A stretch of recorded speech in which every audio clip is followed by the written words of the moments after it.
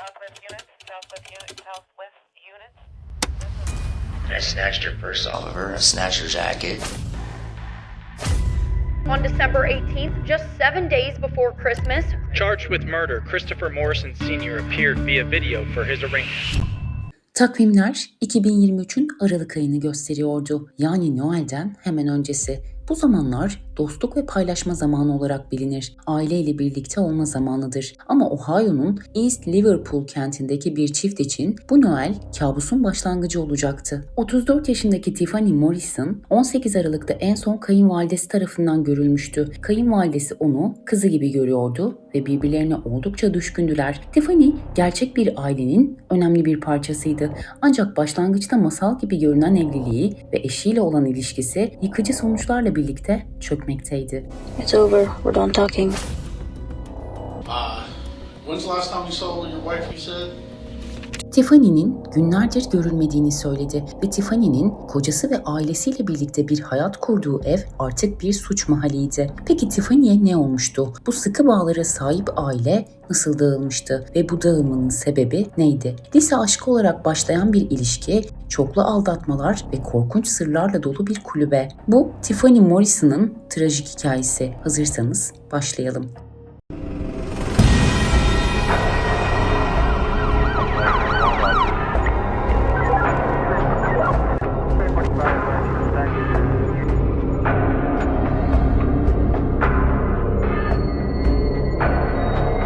Ohio'daki East Liverpool küçük ve çoğunlukla bir banliyö şehridir. Bir zamanlar çömlekçilik endüstrisiyle ünlüydü. Daha yakın zamanda ise yerel bir zehirli atık yakma tesisi nedeniyle çevresel tartışmaların odağı olmuştu. Bu tür bir sorun toplumu birleştirebilir. Öte yandan bir cinayet bir toplumu paramparça edebilir. Morrison ailesi bu topluluğun uzun süredir üyeleriydi. Christopher Morrison 33, Tiffany ise 34 yaşındaydı. İkisi de 18 yaşından beri birlikteydi. Sosyal medya hesapları birbirlerinin mutlu fotoğraflarıyla doluydu. Birlikte Essential Needs adında komşu Pennsylvania eyaletinin Kennedy kasabasında bulunan bir masaj salonu işletiyorlardı. İkisi de lisanslı masaj terapistiydi ve birlikte eğitim almışlardı. Tüm geleceklerini birlikte hayal etmişlerdi. 14, 13 ve 10 yaşlarında 3 çocukları vardı. Tiffany en büyük oğulları olan Landon'a hamileyken 21 Mart 2013'te evlenmişlerdi. Tiffany'nin anne babası ayrıydı ve annesi Mississippi'de yaşıyordu. Bu nedenle Tiffany kendi ailesinden çok Christopher'ın ailesine yakındı. 2 yıl önce 2021'de belki de küçük bir işletme yürütmenin maddi baskılarını hissederek Christopher'ın ailesinin evine taşınmışlardı. Christopher'ın ebeveynleri çocuk bakımına yardım ediyor ve aynı zamanda hem ebeveyn hem girişimci olmanın getirdiği stresi hafifletmeye çalışıyorlardı.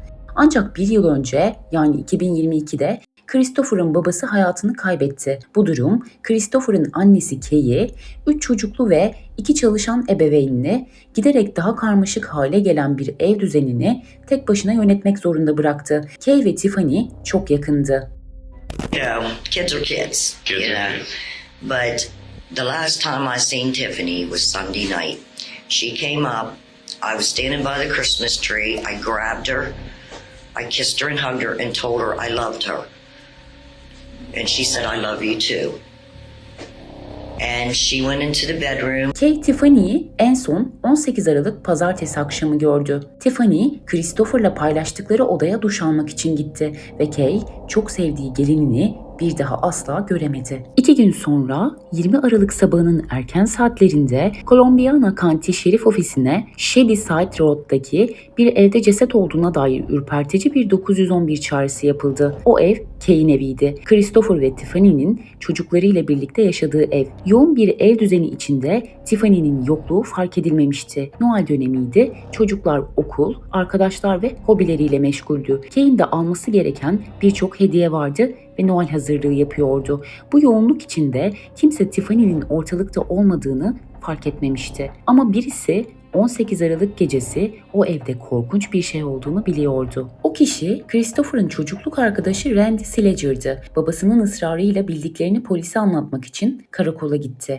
Randy, Christopher'ın 18 Aralık akşamı onu evine götürdüğünü söyledi. O gece Christopher onu Bodrum'a indirmişti. Kay ve çocuklar o sırada üst kattaydı.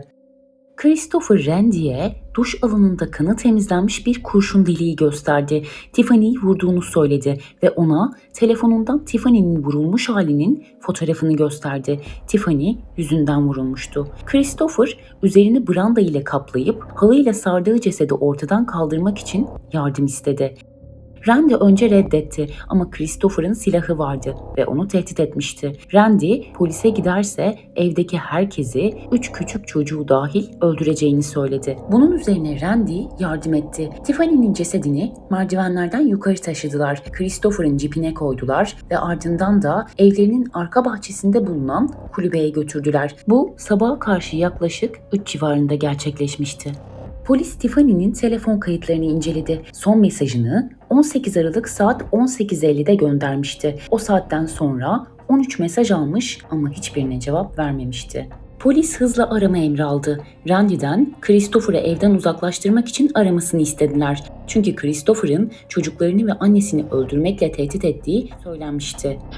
We got somebody today. Supposedly he killed his wife. She's out back. So we've been working on a search warrant. We just got it. We wanted to get him out of the house because he was going to kill all the kids and stuff. He said he wasn't going to go follow them. So 20 Aralık saat 18.10'da trafik kontrolünde Christopher gözaltına alındı. how you doing, sir? Good, how are you doing? You have your license, registration, proof of insurance with you? What's your name? Christopher Morrison? Okay. You got your firearm on you? Yes, sir.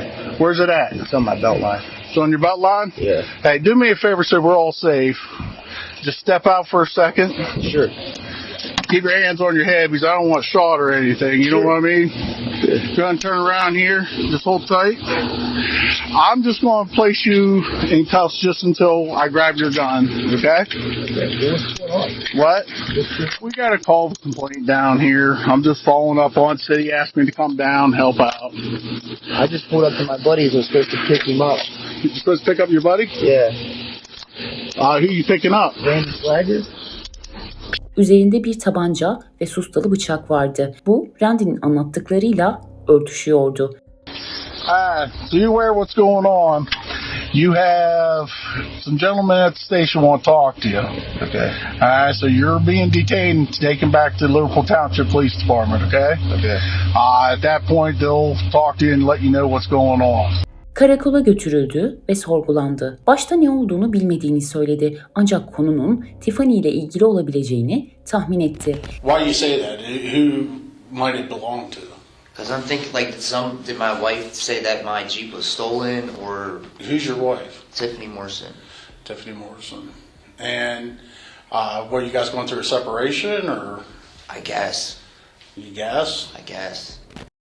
Evliliklerinin sorunlu olduğunu, boşanmanın eşiğinde olduklarını ve Tiffany'nin başka biriyle görüştüğünü söyledi. Last night we argued, and she said she was going back up to see her boyfriend, and I said, okay. I said, but you're not taking my vehicles. And she was like, yes. She said, when I took off, I left you the Jeep for the kids, and I took the Impala. And I said, okay, but I'm not going to enable this anymore. I'm not going to make it easier on you for you to leave. Like, that's not going to happen. I said, so if you're leaving, then let him, the guy who has no car, come down an hour away from where he lives and pick you up. She's like, no, I'm taking my keys and I'm leaving. I said, no, listen. I said, okay, I'll tell you what, I'll take you there. She said, you're not driving me to his house. And I said, okay, well then I'll pick a spot. I'll drop you off close. You can figure it out from there. And she says, okay. So we started down a hill. We started into an argument. I kicked her out of my Jeep and that was it. Tiffany'yi Jeep'ten indirdiğini ve telefonunu aldığını iddia etti. And then she, took off? I said I went and got Randy and we drove around and I was venting, and then I felt shitty because she has no car, she has no purse, she has no keys, and we just got snow. It was cold. Mm-hmm. And I'm like, here I go giving a I shouldn't. You know what I mean? Like, so I drove around looking for her and then I drove home. Tiffany'nin daha önce de evi terk ettiğini söyledi. Maddi bağımsızlık istediğini, kendi evini almak istediğini, kendisine zaman tanıyıp Christopher olmadan nasıl yaşayabileceğini görmek istediğini anlattı. okay, she was just talking to me about getting this house up there. I'm like, so she's running off getting this house on her own. Or she's doing it without me and forcing me into it, I'm thinking, because I didn't really agree with the house, because the reason we're staying with my mom is to save money. And financially, we're like closer than ever to be able to get out of my mom's house. Like, we stayed with my mom as a strategy to bank money to get a bigger down payment for our house. So she's like throwing a fit. So I'll give her some time to calm down. But she's telling me, I don't think I want this. I don't think I'm coming back to this. I'm done, blah, blah, blah. I'm like, this sounds weird. Something's going on here. I'm like, what's his name? Who are you talking to? That's what it's got to be. So then I said, son, I want you to tell her how you feel. I said, how do you feel about all this? And he was like, I'm angry. He's like, I want to see her, but I'm angry. And he's like, I feel like I've had a mom since I've been 10 years old. Chris, tell her how you feel. I'm like, don't clam up. Tell her how you feel. And he's like, I'm like, now when you meet her in person, because she's getting this house on Monday, Tuesday, whatever. I said, she's telling these kids that she's going to get this house. She wants them there with me 5 days a week. She wants them on the weekends. And then during the summer, she's going to bring them up more often, like when they want. She wants to do 50-50 with me. She wants to be civil. She wants, just like we always talked about, she wanted to make it as easy as possible. She was still going to help me pay off the Jeep. She's still going to help me at the business. She's still going to help me with bills. But she wants me to start banking my own money in separate our accounts, because she wants to basically discover her independence. She doesn't know who she is without me. I don't know who she is without her. So she wants us to be separate and do our own thing for a while. And I'm still thinking, what's his name? I said, listen, let's go to couples counseling. We'll work it out. She's like, I don't know if I want to. I'm like, okay. I'm like, let's just go to work. We'll work it out. We'll talk about it later. She's like, okay. 16 Aralık'ta Jake Hill adında bir adam Christopher'a Facebook üzerinden mesaj attı. Tiffany ile birlikte olduklarına dair müstehcen görüntüler gönderdi. Jake, Tiffany'nin ilişki yaşadığı kişiydi. İkili telefonda ve mesajlaşmada tartıştı. Jake, Christopher'a git bir iş bul ve aileni geçindir soytarı diye bir mesaj attı. Christopher bunun üzerine öfkelendi ve Tiffany'yi aradı. Are you serious? I said, he tells me all this shit. You guys are mocking me and this and that. I said, okay. I said, I'm on my way to get my kids. I said, you go back to Jake's. I'm done. And I'm screaming at her the whole way up there. I'm like, I did anything for you, Tiff. Anything. I would have went to marriage counseling. I'm like, I would have gave you the world. You know what I mean? All you had to do was talk to me. If there was a problem, all you had to do was talk to me. And I understand. And I said, and I'm going to tell you what, as I'm pissed and I'm fuming, I said, I'm going to tell you like this. You know what? I've been there, and I forgive you. I said, how fucked up is that to say in the middle of it? In the middle of it, after the conversation that I got right now, I'm telling you I forgive you because I understand why. I understand why, because I've been there. I said, and it doesn't make me want you any less. I said, and it doesn't make me not want to fix things. I said, we'll go to marriage counseling. I said, we'll get our family back. If you decide after marriage, you give me some time. We go to marriage counseling. You decide after that you don't want to be together. Fine. I said, but let's exhaust every possible option before you do this. Ama 19 Aralık'ta tekrar tartıştıklarını söyledi. Tiffany'nin Jake'le mesajlaşmaya devam ettiğini düşündüğünü anlattı. What do you plan on doing tonight? You're not going back to his house. Like, I can't let you do it.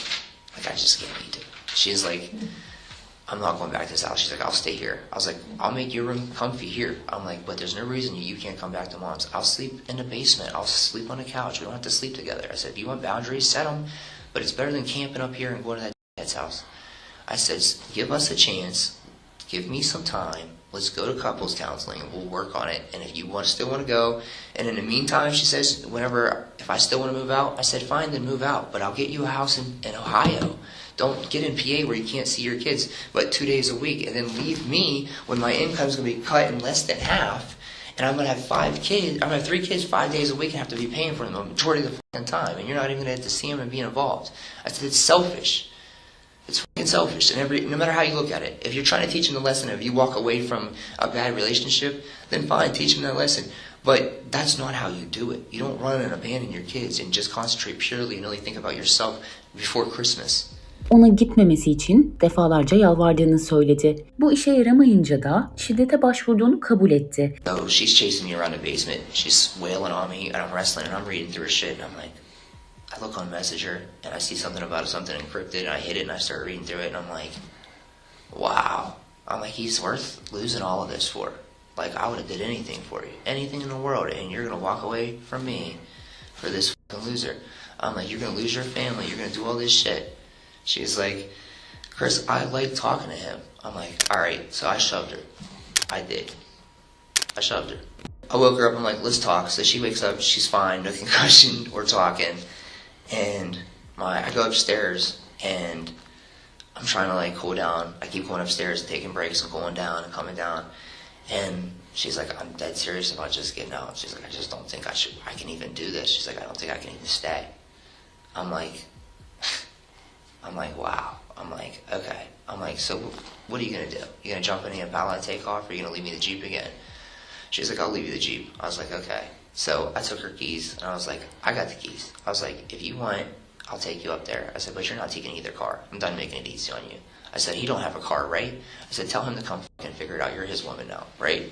I said, so tell him to come get you. Figure out how to get there. I was like, I'll take you up there and I'll drop you off. You're not taking me up there and dropping me off. I'll take you up there halfway, then I'll take you to a certain point. Tell him to meet you there. You can figure it out, call Uber. She's like, okay.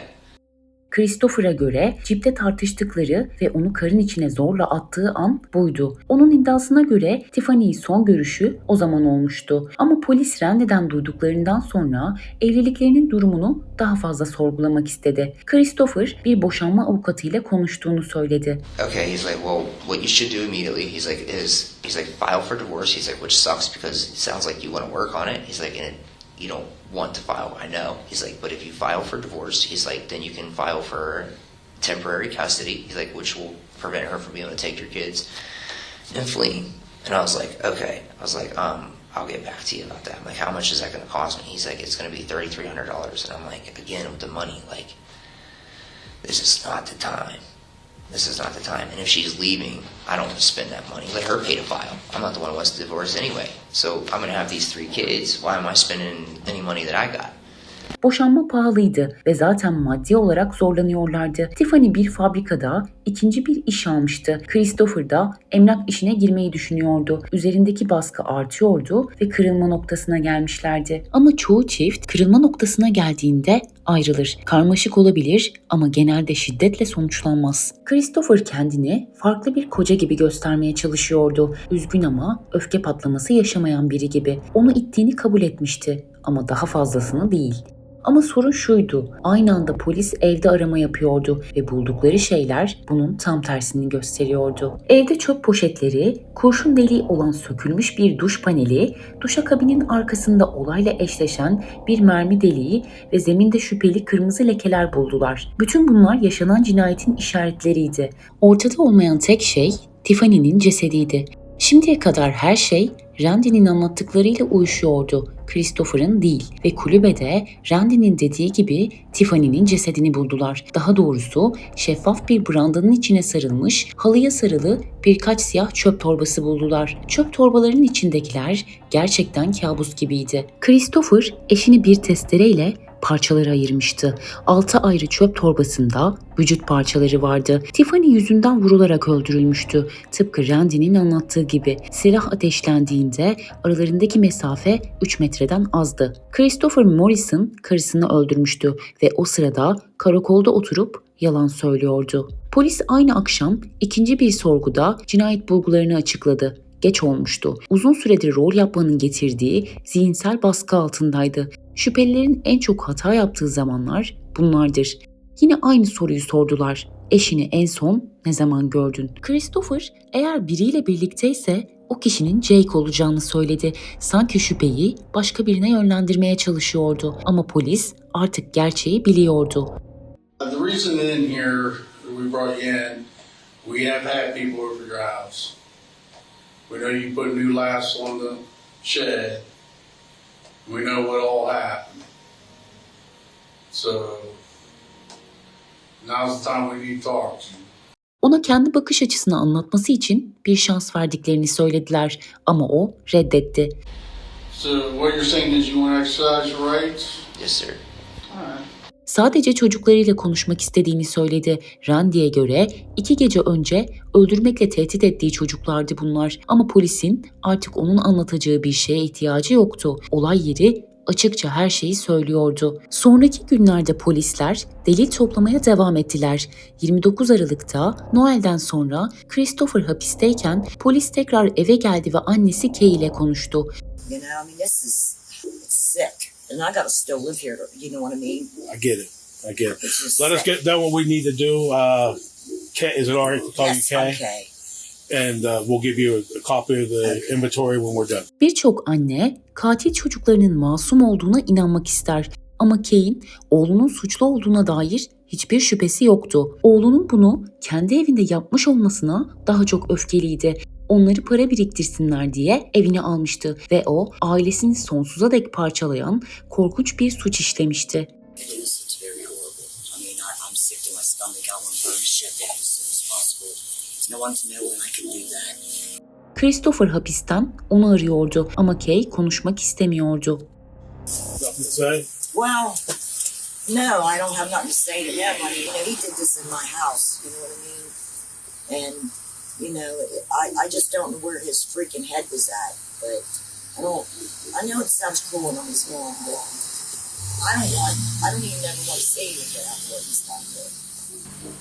Kay'in oğlunu koruma gibi bir niyeti olmadığı çok açıktı. Ocak ayında cinayetin zaman çizelgesini netleştirmek için röportaj yapmayı kabul etti. Tiffany'yi en son gördüğü 18 Aralık pazartesi akşamı ve Christopher'ın tuhaf davranışları ile ilgili bilgiler verdi.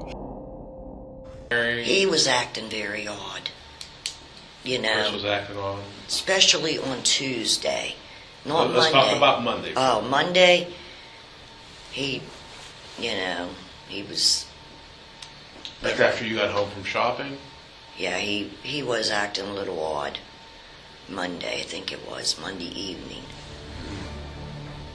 He didn't want us downstairs. You know what I mean? And he told us that she was sleeping. Tiffany'yi öldürdükten sonraki gün, yani salı günü ise daha da kötü görünüyordu. He was very emotionally upset. You could tell he was really emotionally upset. And I think it was, I can't remember if it was Tuesday or Wednesday, when I returned home, he was burning garbage. Very often. They don't burn garbage very often. Where do you burn garbage at? Right out back. Just paper garbage. Where is that? Like on your back patio? Yeah, on my back patio. There's a big thing out there, you know, up by the tree. Yaptığı şeyi örtbas etmeye çalıştığı sırada Kay'in buna denk gelmiş olması oldukça muhtemeldi. So you never seen Tiffany walk up out of the basement and get into the red car or the Jeep? No. Kay ayrıca evlilikleri hakkında biraz da arka plan verdi. He kept telling us you know, I knew they were having marital problems. Before she came back home Sunday, she had been gone for at least 5 days. Okay.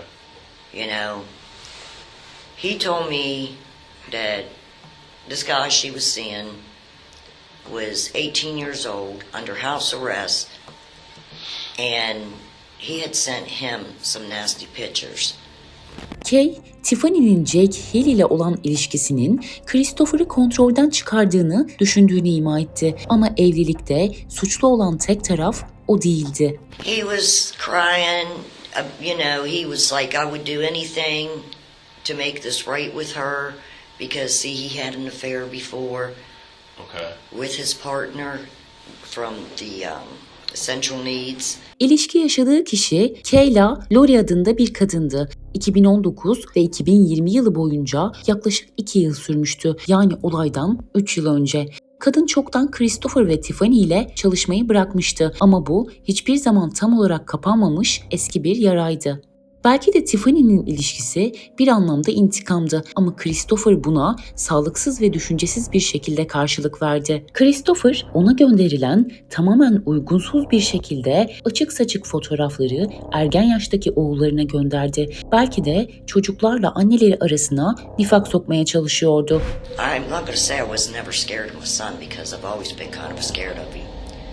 Kay ayrıca Christopher'ın şiddet geçmişi olduğunu da açıkladı. 14 yaşındayken arkadaşlarıyla birlikte bir köpeği bağlayıp vurmuşlardı. Kay daha sonra köpeğin cesedini kendi arazisinde bulmuştu. Aynı dönemde başka bir çocuğu kolundan bıçaklamıştı. Kay onu öfke ve şiddet sorunları için bir tedavi merkezine göndermişti ama görünüşe göre bu işe yaramamıştı. Tiffany ise 18 yaşından beri onunla birlikteydi. Kendi ilişkisinin bu kadar şiddetli bir sonla biteceğini muhtemelen asla tahmin edemezdi. Bu ilişkideki dinamikleri gerçekten anlamak için konuşulması gereken son bir kişi vardı. O da Tiffany'nin sevgilisi Jake Hill'di. Jake 2023 yazında Pensilvanya'daki bir fabrikada çalışırken Tiffany ile tanıştı. Tiffany aile bütçesine katkı sağlamak için ikinci bir iş almıştı. Hemen yakınlaştılar ama Tiffany temkinli davranıyordu. Tiffany talked about Christopher. Yeah. What would she say about that? Basically that we were better off just being friends, that dude's not right in the head. And I used to just laugh and be like, I'm not right in the head either, I'm not worried about him. And she just basically told me to just, like, if we're going to keep talking, just block everybody and just don't ever say nothing to anybody.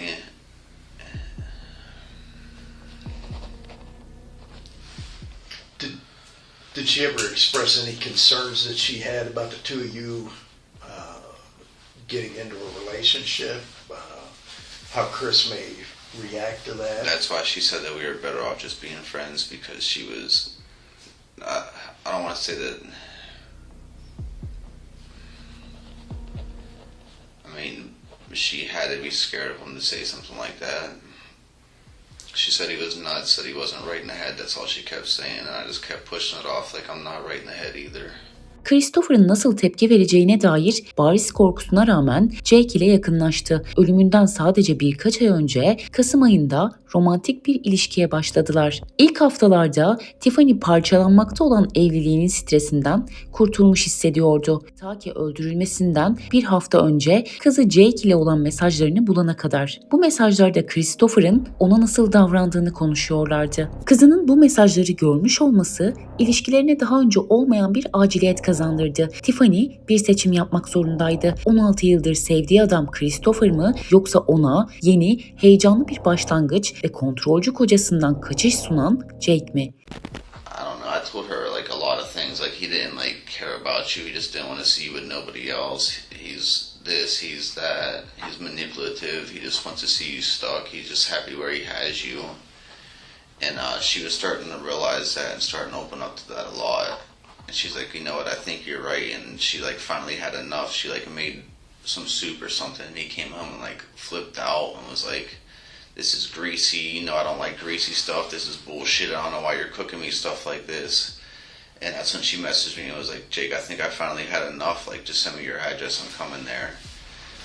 Cinayetten önceki hafta evden 5 günlüğüne ayrıldığında Jake'in yanında kaldı. Christopher'ı bırakıp onunla yaşamak istediğini söyledi. 16 Aralık'ta işten sonra Jake'e doğru giderken kızından bir telefon aldı. Kızı onunla film gecesi yapmak istiyordu. Bu kararını değiştirmesine yetti. Belki de ailesine ihanet ettiğini hissetti. Belki de ilişkiyi Christopher'dan gizlemenin stresi artık çok ağır gelmişti. Eve dönmeyi kabul etti ve Jake'e ayrılık videosu gönderdi.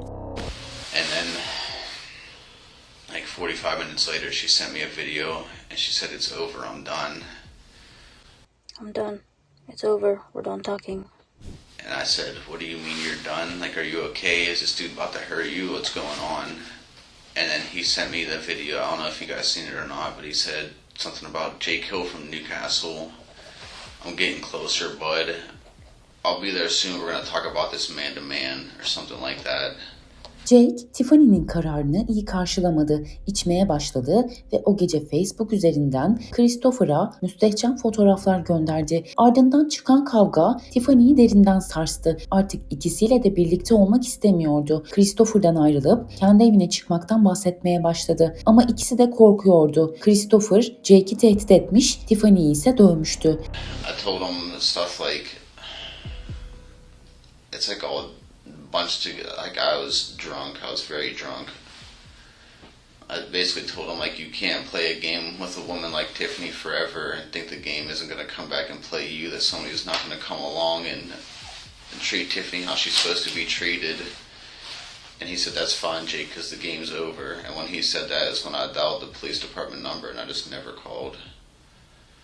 You said you dialed the number or you looked the number up? I had it dialed into my phone. I just never hit the green call button. Did Tiffany believe that he would come to hurt you or her? Yeah, that's from the very beginning. She had concerns about that. That's why she said we're better off just being friends. Like, he's not right in the head. Jake'in Tiffany ile son teması 17 Aralık Pazar günüydü. Mesajlaşarak yine kavga ettiler ve Jake bir daha ondan haber alamadı. 19 Aralık'ta Tiffany işe gelmedi. Jake Tiffany'nin babasını aradı ama o da haber alamamıştı. Hiçbiri onun zaten ölü olduğunu bilmiyordu. Christopher istediğini yapabilmiş olsaydı Jake'i de öldürecekti. Tiffany'nin ölümünden sonraki günlerde Jake kendini korumak için silah satın aldı. Christopher, Facebook'ta Jake'i bulmaları için yardım isteyen bir paylaşım yapmıştı. Who made the first contact between you and Chris? I did. You did. And I know you don't want to get anybody else involved. But you indicated at some point, what made you decide to go and get a firearm for protection? When the Facebook post was made about, can somebody find me Jake Hill? He works at and the post wasn't even up for 5 minutes, and the comment said, "Do you want him bagged and gagged, or do you just want him?" And that was one of the first indicators where it was like, maybe this guy really isn't right in the head. Jake şanslıydı. Christopher onu bulamadı ama evliliğinde bağımsızlığını kazanmaya çalışan ve bu gerçekleşmediğinde kaçmaya çalışan Tiffany o kadar şanslı değildi. Christopher cinayetle suçlandı. Duruşma sürecinde özellikle de tutuklanma kayıtlarını geçersiz kılmaya çalıştığı bir ön duruşmada ifade verirken kendi kendine ele verdi. Savcı sordu. Tiffany Morrison, evinizde parçalanmış haldeyken yoğun stres altında mıydınız? Christopher işinden, 3 çocuğundan ve evlilik sorunlarından dolayı Savcı tekrar sordu. Tiffany Morrison'ın evinizdeki kulübede ölü olması sizin için bir stres kaynağı değil miydi? Davası için ölümcül bir hata yaparak Christopher evet dedi. Polise verdiği ifadede Tiffany'nin nerede olduğunu bilmediğini söylemişti. Ama bu cevap bunu bildiğini gösteriyordu. Savcı biraz daha üzerine gitti. Onun nerede olduğunu biliyordun. Onu vurdun, parçaladın ve kulübeye bıraktın. Christopher'ın cevabı evet oldu. Bu yıkıcı hatadan sonra suçunu kabul etmekten başka seçeneği kalmadı. 17 Aralık 2024'te en az 25 yıl şartlı tahliye olmaksızın ömür boyu hapis cezasına çarptırıldı. Hakim duruşmada ona sert sözler söyledi. You call her a bad mom. How dare you? And then you stand up here today and read of someone who was in love with this person. Is that how you treat people you love? I think the state nailed it. You're a narcissist. It's only about you. Bugün hala Ohio'da hapiste. Tiffany ile evliliğinden olan çocukları büyükanne ve büyükbabaları tarafından büyütülüyor. Hem annelerinden hem babalarından anlamsız ve vahşi bir suç yüzünden mahrum kaldılar. Christopher suçunu kabul ederken Tiffany'yi kendisinden boşanmasını engellemek için öldürdüğünü itiraf etti. Onu Jake'le ya da herhangi biriyle düşünmeye dayanamadığını söyledi. Onu bağımsız bir birey olarak görmüyordu. Eğer kendisi sahip olamayacaksa kimse sahip olamazdı. Mr. Morrison, you're charged with murder and unclassified misdemeanor. This has different penalties than what I've stated to the group. The penalties with this charge has an indefinite prison term of 15 years to life, maximum fine of $15,000. Do you understand what you're charged with? Bazen bir insanı öldürmek sadece bir hayatı değil, bir ailenin geleceğini, çocukların anılarını, bir annenin sesini de susturur. Adalet sistemi hükmünü verdi. Fakat şu soru hala havada asılı. Bir ilişkinin içinde büyüyen öfke ne zaman fark edilir ve fark edildiğinde artık çok mu geçtir? True Crime izlerken çoğu zaman katile odaklanırız. Ama bu hikayede asıl hatırlanması gereken isim Tiffany. Çünkü bazı davalar suçlunun kim olduğu ile ilgili değil, kaybedilenin kim olduğu ile ilgilidir. Peki siz Tiffany Morrison'ın trajik hikayesi hakkında ne düşünüyorsunuz? Yorumlarda buluşalım. Gelecek bölümde görüşmek üzere. Hoşça kalın.